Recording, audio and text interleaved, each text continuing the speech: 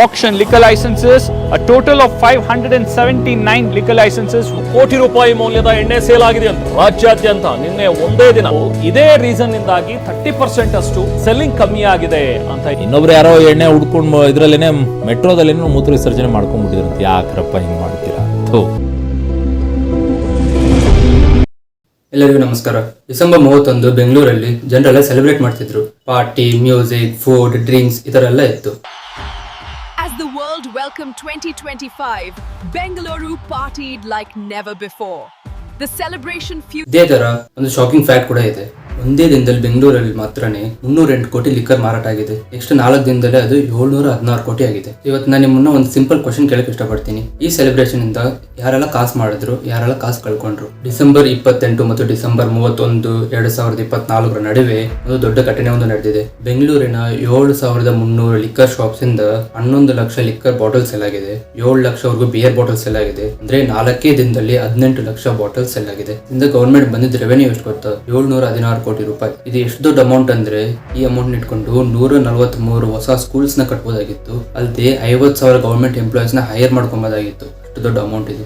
ಇದೇ ಟೈಮಲ್ಲಿ ಇಂಡಿಯಾದಲ್ಲಿ 2 ಲಕ್ಷ ಟೆಂಪರರಿ ಜಾಬ್ಸ್ ಕ್ರಿಯೇಟ್ ಆಗಿತ್ತು. ಇ ಕಾಮರ್ಸ್ ಅವ್ರ ಹೈರಿಂಗ್ ನೋಡಿದ್ರೆ 35% ಜಾಸ್ತಿ ಆಗಿತ್ತು. ಬೆಂಗಳೂರಲ್ಲಿ ಮಾತ್ರ 19% ಹೈರಿಂಗ್ ಜಾಸ್ತಿ ಆಗಿತ್ತು. ಅಂದ್ರೆ ನೋಡ್ಕೊಳ್ಳಿ, ಸೆಲೆಬ್ರೇಷನ್ ಇಂದ ಮಾತ್ರ ಇಷ್ಟೊಂದು ಹಣ ಬಂದ್ರೆ ಇದು ಬಂದು ರಿಯಲ್ ಆಗಿ ಎಕನಾಮಿಕ್ ಗ್ರೋತ್, ಇದಿದ್ರೆ ಒಂದು ಟೆಂಪರರಿ ಎಕ್ಸೈಟ್ಮೆಂಟ್. ನಾವು ಲೆಟ್ಸ್ ಫಾಲೋ ದ ಮನಿ. ಒಂದು ಬಾರ್ ಓನರ್ ಬಂದು 200 ರೂಪಾಯಿ ಕೊಟ್ಟು ಒಂದು ಲಿಕ್ಕರ್ ಬಾಟಲ್ ನ ತಗೊಂತಾನೆ ಗವರ್ಮೆಂಟ್ ಹತ್ರ. ಆ ಲಿಕ್ಕರ್ ಬಾಟಲ್ ನ 450 ರೂಪಾಯಿಗೆ ಮಾರ್ತಾನೆ ಬಾರಲ್ಲಿ. ಇವಾಗ ಪ್ರಾಫಿಟ್ ಮಾರ್ಜಿನ್ ಬಂದು 250 ರೂಪಾಯಿ. ಅದೇ ತರ ಒಂದು 10,000 ಬಾಟಲ್ಸ್ ಅನ್ನ ಮಾರಿದ್ರೆ 25 ಲಕ್ಷ ಬಂದು 4 ದಿವಸದಲ್ಲಿ ಪ್ರಾಫಿಟ್ ಮಾಡ್ತಾರೆ. ಸಪೋಸ್ ಏನೋ ಕರ್ನಾಟಕದಲ್ಲಿ ಒಂದು 200 ಬಾರ್ ಇದ್ರೆ 25 ಲಕ್ಷ ಇಂಟು 200 ಮಾಡಿದ್ರೆ 500 ಕೋಟಿ ಇಲ್ಲೇ ಬಂದ್ಬಿಡುತ್ತೆ. ಇವಾಗ ನಾವು ಬೇಕರೀಸ್ ಬಗ್ಗೆ ಮಾತಾಡೋಣ. ಕೇಕ್ ಪ್ರೈಸ್ ಮಾತ್ರನೇ 5ರಿಂದ 20% ಜಾಸ್ತಿ ಆಯ್ತು. ಗ್ಲೋಬಲ್ ಅಲ್ಲಿ ಕೋಕೋಗೆ ಡಿಮಾಂಡ್ ಜಾಸ್ತಿ ಆಗಿ ಅದ್ರ ಪ್ರೈಸ್ ಜಾಸ್ತಿ ಆಯ್ತು. With cocoa up 20% and sugar rising sharply, festive bakery prices have increased up to 20%. ಸಕ್ಕರೆ ಪ್ರೈಸ್ ಬಂದು 12% ಜಾಸ್ತಿ ಆಯ್ತು. ಅದೇ ಡಿಮಾಂಡ್ ಕಮ್ಮಿ ಆಯ್ತಾ? ಇಲ್ಲ, ಸೇಲ್ಸ್ ಬಂದು 25% ಜಾಸ್ತಿ ಆಯ್ತು. ಯಾಕೆ? ನಮ್ ಜನರೆಲ್ಲ ಹಬ್ಬ ಅಂತ ಬಂದ್ಬಿಟ್ರೆ ಕಾಸು ಬಗ್ಗೆ ಯೋಚನೆ ಮಾಡಲ್ಲ. We think only about celebration. ಹೆಂಗೆ ಸೆಲೆಬ್ರೇಟ್ ಮಾಡೋಣ ಅದ್ರ ಬಗ್ಗೆ ಮಾತ್ರನೇ ಯೋಚನೆ ಮಾಡ್ತೀವಿ ನಾವು. ಬೇಕರಿ ಅವ್ರು 20% ಪ್ರೈಸ್ ಜಾಸ್ತಿ ಮಾಡಿದ್ರೇನು ನಮ್ ಸೇಲ್ಸ್ ಜಾಸ್ತಿ ಆಗಿದೆ. ಇಲ್ಲಿ ನೋಡಿದ್ರೆ ಎಲ್ಲರೂ ಗೆದ್ರು ಅಂತ ಹೇಳಿದ್ರೆ ಇಲ್ಲ, ಬೇಕರಿ ಅವ್ರು ಮಾತ್ರನೇ ಗೆದ್ರು. ಈ ವಿಷಯ ಯಾರು ಮಾತಾಡಲ್ಲ. ಅದೇನಂದ್ರೆ ಇಂಡಿಯಾ ಇನ್ಫ್ಲೇಷನ್ ಬಂದು 6% ಇರುತ್ತೆ. ಅದೇ ಬೇಕರಿ ಪ್ರೈಸ್ ಮಾತ್ರ 5ರಿಂದ 20% ವರೆಗೂ ಜಾಸ್ತಿ ಆದ್ರು ಜನರೆಲ್ಲ ತಗೊಂತಾ ಇದ್ದಾರೆ, ಅವರು ಪ್ರಾಫಿಟ್ ಮಾಡ್ಕೊಂತ ಇದ್ದಾರೆ. ಅದೇಗೆ ಸಾಧ್ಯ? ಈ ಇನ್ಫ್ಲೇಷನ್ ಅನ್ನೋದು ಎಲ್ಲಾನು ಈಕ್ವಲ್ ಆಗಿ ಅಫೆಕ್ಟ್ ಮಾಡಲ್ಲ. ಇಲ್ಲಿ 3 ಗ್ರೂಪ್ಸ್ ಇದೆ: budget segment, mid range segment, premium segment. ಈ ಬಜೆಟ್ ಸೆಗ್ಮೆಂಟ್ ಅವ್ರು ಏನ್ ಮಾಡ್ತಾರೆ ಅಂದ್ರೆ ಅವ್ರು ಪರ್ಚೇಸ್ ಮಾಡೋದನ್ನೆಲ್ಲ ಕಮ್ಮಿ ಮಾಡ್ಕೊಂತಾರೆ. 5ರಿಂದ 10% ಏನೋ ಇನ್ಫ್ಲೇಷನ್ ಜಾಸ್ತಿ ಆದ್ರೆ ಈ ತರ daily wage workers, middle class ಅವರು ಎಲ್ಲ ಈ ರೇಂಜ್ ಗೆ ಬಂದ್ಬಿಡ್ತಾರೆ.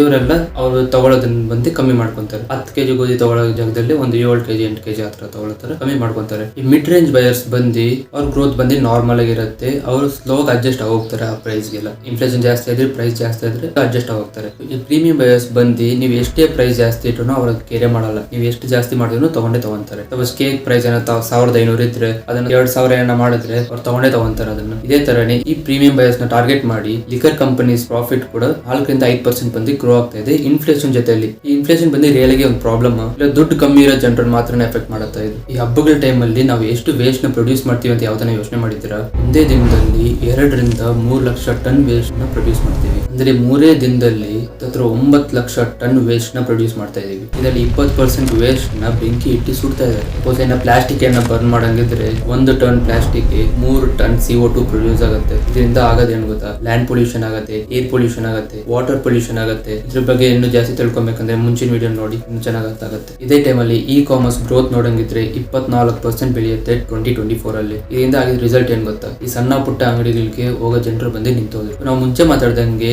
2 ಲಕ್ಷ ಜಾಬ್ಸ್ ಕ್ರಿಯೇಟ್ ಆಗಿತ್ತು. ಈ ಸೀಸನ್ ಆದ್ಮೇಲೆ ಆ 2 ಲಕ್ಷ ಜಾಬ್ಸ್ ಗ್ಯಾರಂಟಿನೇ ಇಲ್ಲ. ಜಾಬ್ ಸೆಕ್ಯೂರಿಟಿ ಇಲ್ಲ, ಮತ್ತೆ ಹೆಲ್ತ್ ಬೆನಿಫಿಟ್ಸ್ ಇಲ್ಲ. ಈ ಪ್ರಾಫಿಟ್ ಮಾತ್ರ ಪ್ರೈವೇಟ್ ಆದ್ರೆ ವಾಯ್ಸ್ ಪೊಲ್ಯೂಷನ್ ಪಬ್ಲಿಕ್ ಪ್ರಾಬ್ಲಮ್. ಇದ್ರಲ್ಲಿ ದೊಡ್ಡದಾಗಿ ಗೆದ್ದಿದ್ ಬಂದು ಬೇಕರಿ ಅವರ ಇಲ್ಲ ಬಾರ್ ಅವ್ರ ಅಂತ ಕೇಳಿದ್ರೆ ಇದೇ ಬಂದು ಗೌರ್ಮೆಂಟ್ ಅವರು. ಏಪ್ರಿಲ್ ಇಂದ ಡಿಸೆಂಬರ್ 2024 ವರೆಗೂ ಮಾತ್ರನೇ ಗೌರ್ಮೆಂಟ್ ಅವ್ರಿಗೆ ಲಿಕ್ಕರ್ ಟ್ಯಾಕ್ಸ್ ರೆವೆನ್ಯೂ ಆಗಿ 26,000 ಕೋಟಿ ಹೋಗಿದೆ. ಅವ್ರು ಫುಲ್ ಇಯರ್ ಕ್ಯಾಲ್ಕುಲೇಷನ್ ನೋಡಿದ್ರೆ ಟಾರ್ಗೆಟ್ ಮಾತ್ರನೇ 38,000 ಕೋಟಿ ಟಾರ್ಗೆಟ್ ಇಟ್ಕೊಂಡಿದ್ರು. ಇದು ಬಂದು ಪ್ರತಿ ವರ್ಷ 4ರಿಂದ 5% ಜಾಸ್ತಿ ಆಗ್ತಾನೆ ಇದೆ. ನೀವು ತಗೊಳ್ಳೋ ಒಂದೊಂದು ಬಾಟಲ್ಗೂ 5% ವ್ಯಾಟ್ ಹಾಕ್ತಾರೆ, 18% GST. ಊಟ ಏನೋ ತಗೊಂಡು GST ಹಾಕ್ತಾರೆ, ಮತ್ತೆ ಎಕ್ಸೆಸ್ ಡ್ಯೂಟಿ ಅಂತ ಅದೊಂದು ಆಡ್ ಮಾಡ್ತಾರೆ. ನೀವು ಒಂದು ಬಾರ್ಗೆ ಹೋಗಿ ಒಂದು 5,000 ರೂಪಾಯಿ ಬಿಲ್ ಅನ್ನ ಪೇ ಮಾಡಂಗಿದ್ರೆ 1,000 ರೂಪಾಯಿ ಬಂದು ಪ್ರಾಫಿಟ್ ಆಗಿ ಹೋಗುತ್ತೆ ಬಾರ್ ಓನರ್ಗೆ, 750 ರೂಪಾಯಿ ಬಂದು ಟ್ಯಾಕ್ಸ್ ಆಗಿ ಹೋಗುತ್ತೆ ಗವರ್ಮೆಂಟ್ ಅವ್ರಿಗೆ, ಇನ್ನು 500 ರೂಪಾಯಿ ಬಂದು ಸ್ಟಾಫ್ಸ್ಗೆ ಅವ್ರಿಗೆ ಫೀಸ್ ಆಗಿರುತ್ತೆ. ಮಿಗ್ಲಿದ್ 2750 ರೂಪಾಯಿ ಬಂದು ನೀವು ಕಾಸ್ಟ್ ಪೇ ಮಾಡ್ದಂಗೆ ಇರುತ್ತೆ. ಅಂದ್ರೆ ಏನು, ಒಂದೇ ಟ್ರಾನ್ಸಾಕ್ಷನ್ ಅಲ್ಲಿ ಗವರ್ಮೆಂಟ್ ಗೆ 750 ರೂಪಾಯಿ ಹೋಗ್ತಾ ಇದೆ. ಬೆಂಗಳೂರಲ್ಲಿ ಕರ್ನಾಟಕ ಮಾತ್ರ ಸಾವಿರಾರು ಬಾರ್ಗಳಿದೆ, ಸಾವಿರಾರು ರೆಸ್ಟೋರೆಂಟ್ಸ್ ಇದೆ. ಅದ್ರ ಜೊತೆಲೆಲ್ಲ ಈ ವ್ಯಾಲ್ಯೂ ಅನ್ನ ಮಲ್ಟಿಪ್ಲೈ ಮಾಡಿ ನೋಡಿದ್ರೆ ಥೌಸಂಡ್ಸ್ ಆಫ್ ಕ್ರೋರ್ಸ್ ಬಂದು ಇಂಡೈರೆಕ್ಟ್ ಟ್ಯಾಕ್ಸ್ ಆಗಿ ಗವರ್ಮೆಂಟ್ ಹೋಗ್ತಾ ಇದೆ. ಆದ್ರೆ ಇಲ್ಲೇ ಒಂದು ಪ್ರಾಬ್ಲಮ್ ಇದೆ. ಕರ್ನಾಟಕ ಗವರ್ಮೆಂಟ್ ಗೆ 52,000 ಕೋಟಿ ಖರ್ಚಾಗುತ್ತೆ ಬೈ 2030. ಏನಕ್ಕಂದ್ರೆ ಕ್ಲೈಮೇಟ್ ಮತ್ತೆ ಸಸ್ಟೈನಬಿಲಿಟಿ ವರ್ಕ್. ಸಸ್ಟೈನಬಿಲಿಟಿ ಅಂದ್ರೆ ಸಿಂಪಲ್ ಆಗಿ ಹೇಳ್ಬೇಕಂದ್ರೆ ಇವತ್ತು ನಮ್ಗೆ ಏನ್ ತುಂಬಾ ಮುಖ್ಯನೋ ತುಂಬಾ ಅವಶ್ಯಕತೆನೋ ಅದನ್ನ ಮಾತ್ರ ನಾವು ಉಪಯೋಗಿಸ್ಕೊಂಡು ಯಾವ್ದನ್ನು ಓವರ್ ಯೂಸ್ ಮಾಡಿದಿರ ಅದನ್ನ ಎತ್ಕೊಂಡು ಹೋಗಿ ಫ್ಯೂಚರ್ ಜನರೇಷನ್ ಕೊಡೋದನ್ನ ಸಸ್ಟೈನಬಿಲಿಟಿ ಅಂತ ಹೇಳ್ತಾರೆ. ಅಂದ್ರೆ ನೀರ್ ಕಮ್ಮಿ ಯೂಸ್ ಮಾಡೋದಾಗಿರ್ಬೋದು, ಎಲೆಕ್ಟ್ರಿಸಿಟಿ ಕಮ್ಮಿ ಯೂಸ್ ಮಾಡೋದಾಗಿರ್ಬೋದು, ಮತ್ತೆ ನೇಚರ್ ನ ಪ್ರೊಟೆಕ್ಟ್ ಮಾಡಿ ಇದನ್ನೆಲ್ಲ ತಗೊಂಡು ಹೋಗಿ ಫ್ಯೂಚರ್ ಜನರೇಷನ್ ಕೊಡೋದನ್ನೇ ಸಸ್ಟೈನಬಿಲಿಟಿ ಅಂತ ಹೇಳ್ತಾರೆ. ಗವರ್ಮೆಂಟ್ ಇಷ್ಟೊಂದು ಟ್ಯಾಕ್ಸ್ ಕಲೆಕ್ಟ್ ಮಾಡಿ ಕೂಡ ವೇಸ್ಟ್ ನ ಇನ್ನೂ ಮ್ಯಾನೇಜ್ ಮಾಡಿದ್ರೆ ಹಂಗೆ ಇಟ್ಟಿದ್ದಾರೆ. ಇಲ್ಲಿ ಒಂದು ಟ್ವಿಸ್ಟ್ ಇದೆ. ಇಲ್ಲಿ ಸೊಲ್ಯೂಷನ್ ಬಂದು ಸ್ಯಾಕ್ರಿಫೈಸ್ ಅಲ್ಲ, ಸೊಲ್ಯೂಷನ್ ಬಂದು ಪ್ರಾಫಿಟಬಲ್ ಸಸ್ಟೈನಬಿಲಿಟಿ. ಕರ್ನಾಟಕ ಗವರ್ಮೆಂಟ್ ಬಂದು ಕ್ಲೀನ್ ಮೊಬಿಲಿಟಿ ಪಾಲಿಸಿ ಅಂತ ಒಂದು ಲಾಂಚ್ ಮಾಡಿದ್ದಾರೆ 2025 ಮತ್ತೆ 2030 ವರೆಗೂ.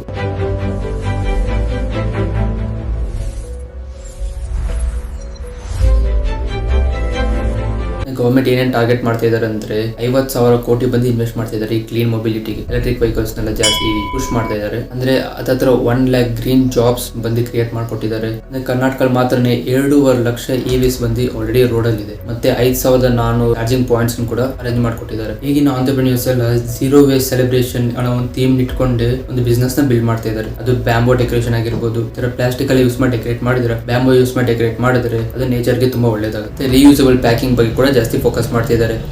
ಪ್ಲಾಸ್ಟಿಕ್ ಬೇಸ್ಡ್ ಪ್ಯಾಕಿಂಗ್ ಇಲ್ದಿರ ರಿಯೂಸಬಲ್ ಪೇಪರ್ ಬೇಸ್ಡ್ ಇಲ್ಲ ಬೇರೆ ಆಲ್ಟರ್ನೇಟಿವ್ ಇಟ್ಕೊಂಡು ಪ್ಯಾಕೇಜಿಂಗ್ ಮಾಡ್ಬೋದು ಅನ್ನೋದ್ರ ಬಗ್ಗೆ ಫೋಕಸ್ ಮಾಡಿ ಅದನ್ನು ಪುಷ್ ಮಾಡ್ತಾ ಇದ್ದಾರೆ. ಇವ್ರ ಬಿಸ್ನೆಸ್ ಮಾಡೆಲ್ ಹೆಂಗಿರುತ್ತೆ ಅಂದ್ರೆ 5-10% ಪ್ರೀಮಿಯಂ ಇಟ್ಕೊಂಡು ಮಾರ್ಬೋದು. ಅಂದ್ರೆ ನೀವು 100 ರೂಪಾಯಿ ಕೊಟ್ಟು ಒಂದು ವಸ್ತು ತಗೊಂತೀರಂದ್ರೆ ಅದು ಪ್ಲಾಸ್ಟಿಕ್ ಬೇಸ್ಡ್ ಆಗಿದ್ರೆ ಇದೊಂದು 110 ರೂಪಾಯಿವರೆಗೂ ಇರುತ್ತೆ. ಈ ತರ ನಾವು ಕಾಸ್ಟ್ ಕೂಡ ರೆಡ್ಯೂಸ್ ಮಾಡ್ಬೋದು. 15-20% ವರೆಗೂ ಕಾಸ್ಟ್ ರೆಡ್ಯೂಸ್ ಮಾಡ್ಬೋದು. ಸಸ್ಟೈನಬಿಲಿಟಿ ಕೂಡ ಫೋಕಸ್ ಮಾಡಿ ನಾವು ಪ್ರಾಫಿಟಬಿಲಿಟಿ ಕೂಡ ಇನ್ಕ್ರೀಸ್ ಮಾಡ್ಬೋದು. ಅಂದ್ರೆ ಹೆಂಗೆ, ಪ್ರಾಫಿಟ್ ಜಾಸ್ತಿ, ಡ್ಯಾಮೇಜ್ ಕಮ್ಮಿ.